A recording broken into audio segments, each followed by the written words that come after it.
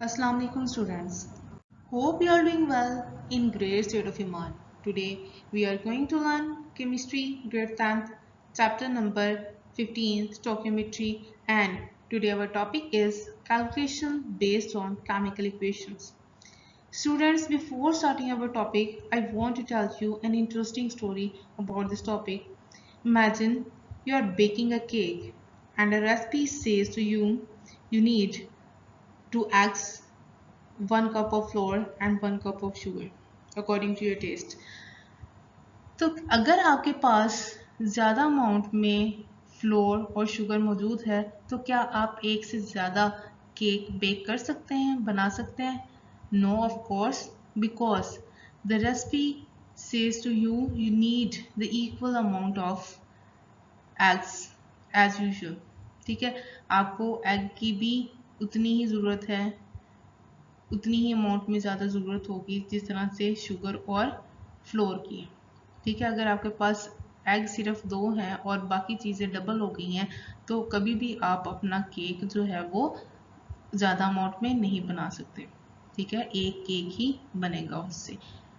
Similarly chemical equation जो है students, ये भी इसी तरह से वर्क करती है. केमिकल इक्वेशन जो है वो हमें बताती है हमारे रिएक्टेंट और प्रोडक्ट के दरमियान क्या रिलेशन है, हमें कितनी अमाउंट में जो है वो रिएक्टेंट्स रिक्वायर है और कितनी अमाउंट में जो है वो हमारे पास इतने प्रोडक्ट यूज़ करके जो है वो बनेंगे. ठीक है, रिएक्टेंट जितने होंगे उतनी ही ज़्यादा अमाउंट में हमारी प्रोडक्ट बनेगी. ये केमिकल इक्वेशन जो है वो हमें बताती है. तो let's start our topic today. What does a chemical equation tell us? Chemical equation जो है वो एक्चुअली हमें बताती क्या है? A complete and balanced chemical equation provide. एक जो कंप्लीट और बैलेंस्ड केमिकल इक्वेशन होती है स्टूडेंट, वो हमें बताती है. ठीक है, 2 मेन चीज़ें बताती हैं हमें. Mole ratio between reactant and products and the mass ratio between the reactant and products. जितने मोल रिएक्टेंट्स के यूज होंगे स्टूडेंट उतने ही प्रोडक्ट्स के मोल हमें मिलेंगे, और जितना मैस रिएक्टेंट में हम यूज़ करेंगे उतना मैस ही हमें प्रोडक्ट में मिलेगा. ये जो है एक कंप्लीट बैलेंस्ड केमिकल इक्वेशन जो है हमें बताती है.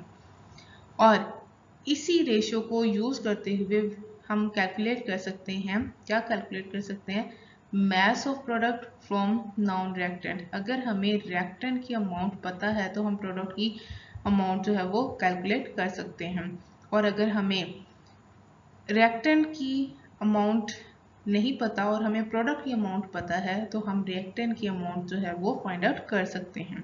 ठीक है, दोनों का आपस में जो है वो रिलेशन इस तरह से है कि अगर एक चीज़ हमें पता है तो दूसरी हम फाइंड आउट कर सकते हैं. Example chemical equation. Reaction of limestone with hydrochloric acid. Limestone का फॉर्मूला होता है स्टूडेंट CaCO3, कैल्शियम कार्बोनेट. ठीक है, इसको हमने रिएक्ट करवाया हाइड्रोक्लोरिक एसिड के साथ, HCl के साथ, और बना क्या हमारे पास? Calcium chloride, water and carbon dioxide. ठीक है, अब ये जो ब्लॉक है ये हमें बताएगा कि हमने कितने कितने मोल और मैस जो थे वो अपने रिएक्टेंट के यूज़ किया और कितने अमाउंट में और मोल्स जो हैं वो कितने हमारे प्रोडक्ट्स के हमें मिले. ठीक है, तो let's see. Calcium carbonate, limestone student हमारे पास 1 मोल था और मैस कितना है जिसका? 100 grams. Hydrochloric acid, hydrochloric acid इसके साथ 2 लगा हुआ है स्टूडेंट. इस मीन के यहाँ पर हमारे पास हाइड्रोक्लोरिक एसिड के कितने मोल्स हैं? 2 मोल्स हैं. और मैस इसका यूज हुआ है जी 73 ग्राम्स. प्रोडक्ट्स की बारी आती है जी. प्रोडक्ट के साथ यहाँ पर जहाँ पर कुछ नहीं होता वहाँ पर 1 होता है, अंडरस्टूड आइए. ठीक है, तो यहाँ पर हमारे पास कैल्शियम क्लोराइड के कितने मोल्स बने? 1 मोल. ठीक है, और इसका मैस हमारे पास जो बना स्टूडेंट वो है जी 111 ग्राम्स. और कार्बन डाइऑक्साइड और वाटर के भी 1 मोल हमारे पास एज अ प्रोडक्ट बने, और वाटर का मैस 18 ग्राम बना और कार्बन डाइऑक्साइड का 44 ग्राम्स.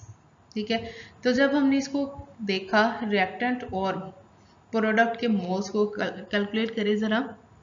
हमारे पास 1 मोल जो है वो कैल्शियम कार्बोनेट का है और 2 मोल्स जो है वो हमारे पास हाइड्रोक्लोरिक एसिड के हैं। ठीक है, 1 और 2 प्लस करें तो 3 आंसर आता है। इट्स मीन कि 3 मोल्स जो थे वो हमारे क्या थे, रिएक्टेंट्स के थे।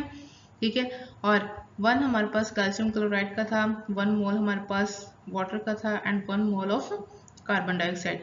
1 1 और 1 जब तीनों को हमने प्लस किया तो हमारे पास आंसर आया 3। इट्स मीन हमारे पास जितने मोल्स रिएक्टेंट के थे उतने ही मोल्स हमारे पास प्रोडक्ट के बने, और मैथ्स भी स्टूडेंट ऐसे ही है।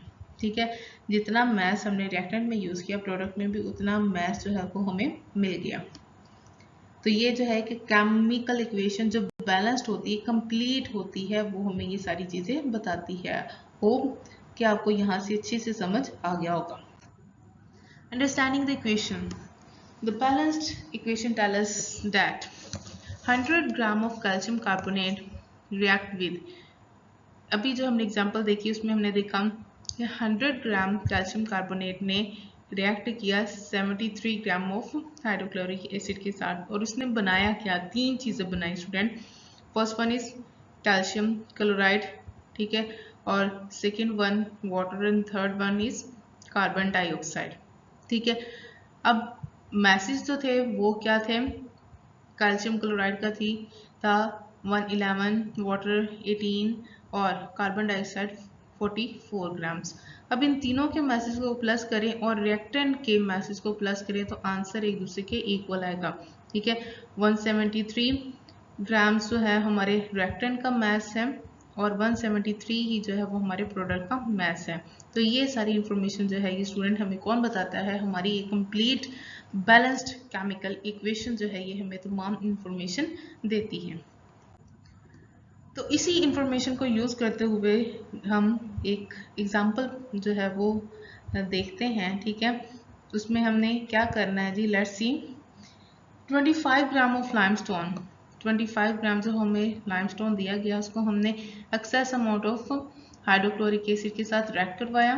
ठीक है, तो हमने फाइंड क्या करना है, फाइंड करने के लिए हमें दिया गया जी how much calcium chloride will be produce, कितने अमाउंट में जो है वो कैल्शियम क्लोराइड प्रोड्यूस हुआ, ये हमने फाइंड करना है। ठीक है, अकॉर्डिंग टू इक्वेशन, जो इक्वेशन अभी हमने पीछे देखी थी बैलेंस्ड केमिकल इक्वेशन, उसमें क्या था, 100 ग्राम लाइमस्टोन हमने यूज किया था और हमारे पास कैल्शियम क्लोराइड कितना बना था, 111 ग्राम्स।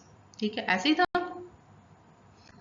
तो 1 gram of limestone will react to produce calcium chloride is equal to, student वही तरीका जो हम बचपन से करते आ रहे हैं। ठीक है, हम क्या करेंगे, कैल्शियम क्लोराइड जितना बना उसको हम ऊपर रखेंगे। ठीक है, और लाइमस्टोन जितना यूज किया वो हम ओवर में लिख के दोनों को डिवाइड करेंगे।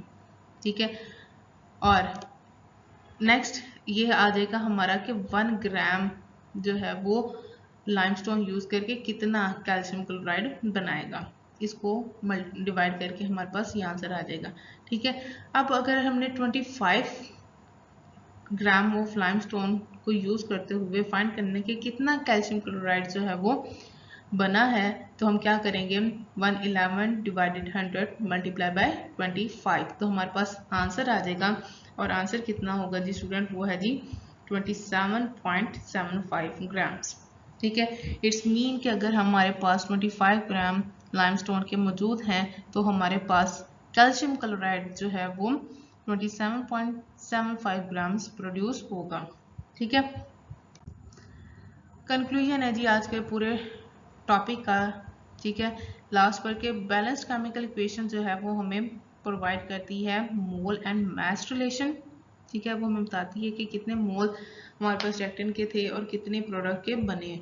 ठीक है, और रिलेशनशिप जो है ये दोनों के दरमियान हमें हेल्प करता है अननोन क्वांटिटीज को फाइंड आउट करने का।